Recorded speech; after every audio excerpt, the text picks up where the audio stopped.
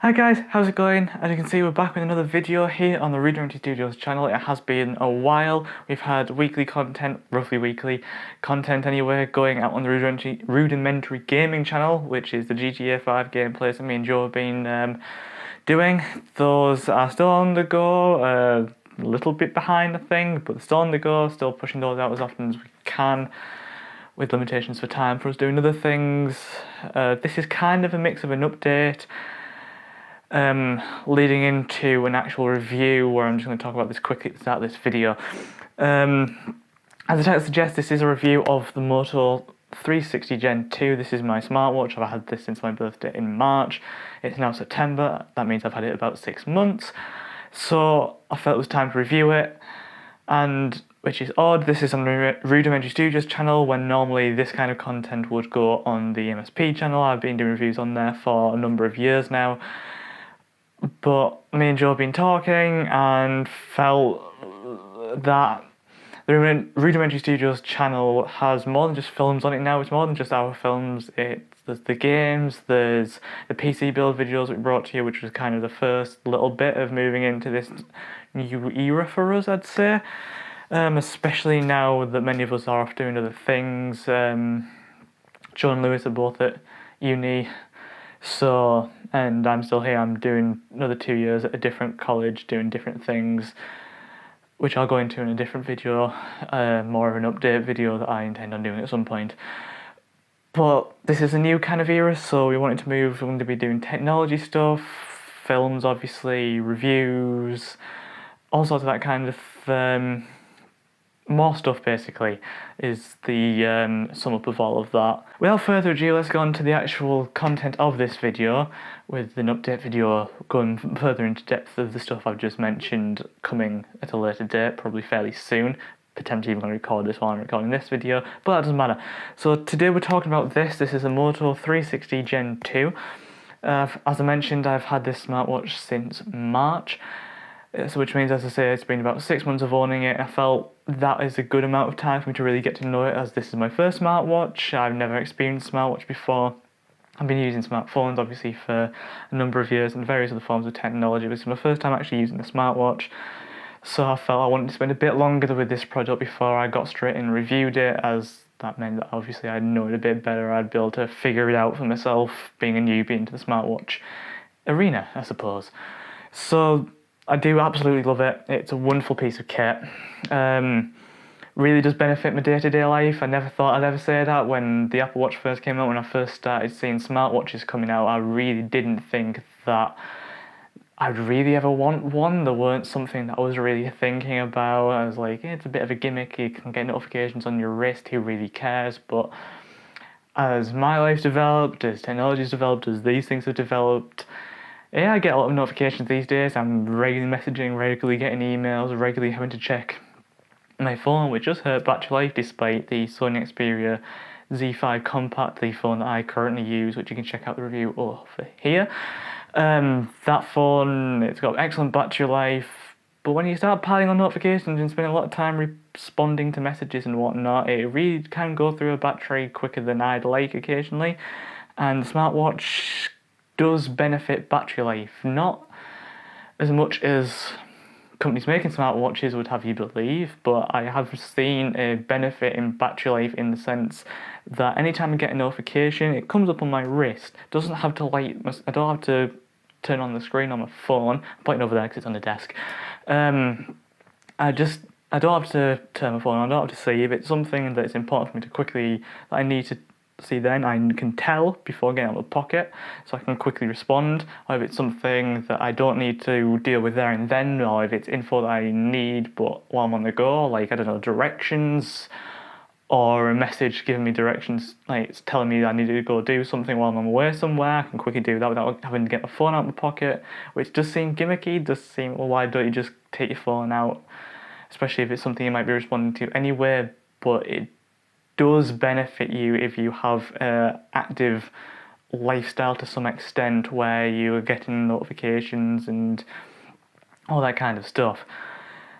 So it does help regarding that. It's also excellent. It's arguable how accurate it is as a fitness tracker, but I've been getting more into fitness. I've been actually bothering to get myself up and doing. I've led a relatively active lifestyle for a number of years, but I never really pushed myself as much as I maybe should have done. So I've been trying to get into that more, and this has really helped because it's much easier to keep track because it's not having to run stuff on my phone and keep checking that. This is running Google Fit. I've got installed, and it's also got built-in Moto Body, which are two very good applications for running, for checking your stats regarding fitness, how many steps you've done, calories, miles, heart rate, that kind of thing. How accurate these things are, who knows, but as long as they're in a reasonable degree, then I'm fine with that because I'm not an athlete, so I don't really need the most accurate piece of kit for measuring my heart rate out there. As long as it's kind of close, within a couple of beats per minute, then it's fine. Within so many hundred steps, it's fine. I really don't mind that much. So fitness and notifications, great features, definitely reasons why I would recommend getting a smartwatch. Definitely this one I would absolutely recommend, but there are other great options out there. Which leads me on to why I wouldn't go for an Apple Watch. And I don't mean to be Apple hater, even though I used to be an Apple fanboy here, and oh look, he's finally discovered Android. But there's one main feature with the Apple Watch 2, not features but problems with the Apple Watch that this certainly overcomes, and many Android Wear devices do also. First of that is battery life. I get easily 2 days out of this thing. I took it off charge yesterday at about 9 AM, roughly around 9 AM, when I was out of the shower and up and getting sorted. And it is now the following day, and it is coming up 3 o'clock, and I'm only down to about 10% battery, which will still get me quite easily until 5-6 o'clock tonight, where I can pop it on charge. I can pop it on charge now if I wanted to, obviously.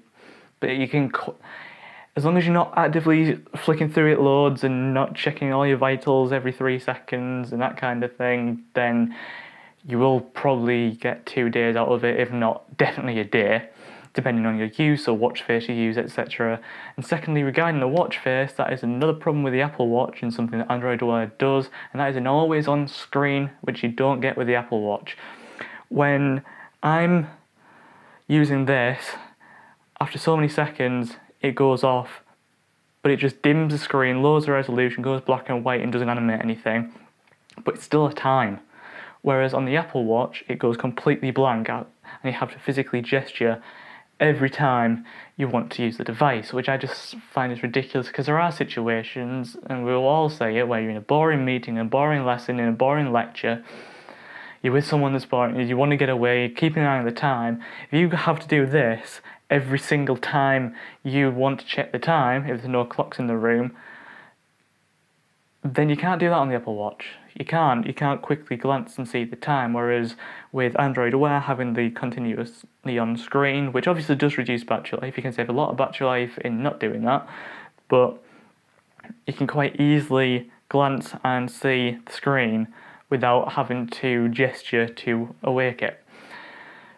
So that is a bit of a rant about the Apple Watch, and another 2 reasons why I really love this device. Battery life, always on screen. It works like a normal watch, even when you're not using it for the fitness or the notifications. It's a really good normal watch. It's definitely a learning curve having to put your watch on charge, but realistically we're coming into a world where pretty much everything has to go on charge at some point, whether it's phones, laptops, watches now.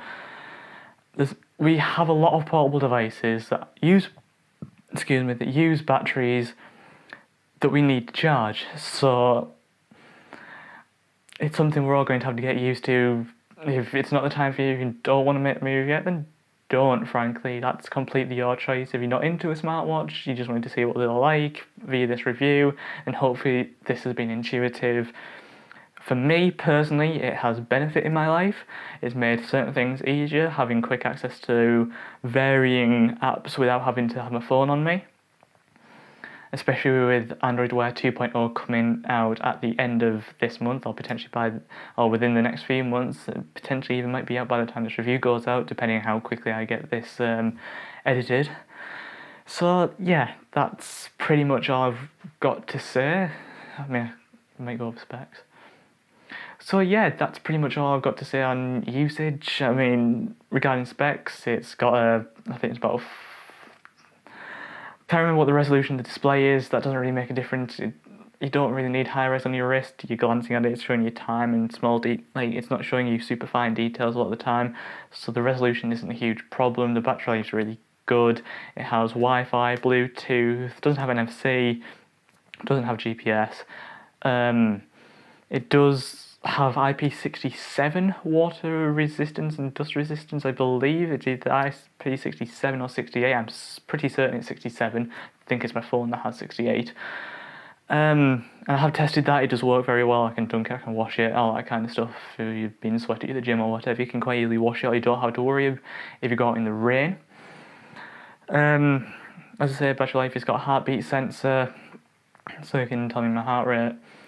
And other than that, that's pretty much all the main specs. The bands are interchangeable. I also have a black silicone band. I'd recommend if you get one, then make sure you get ones that have the...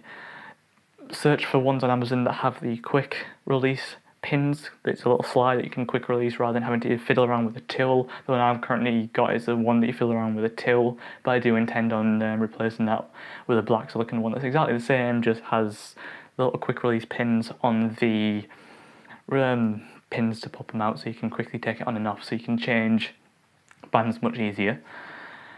So yeah, that's pretty much all got to say on this one. Hope you enjoyed the first review that's going up on the Rudimentary Studios channel. We'll see you guys next time. Adios.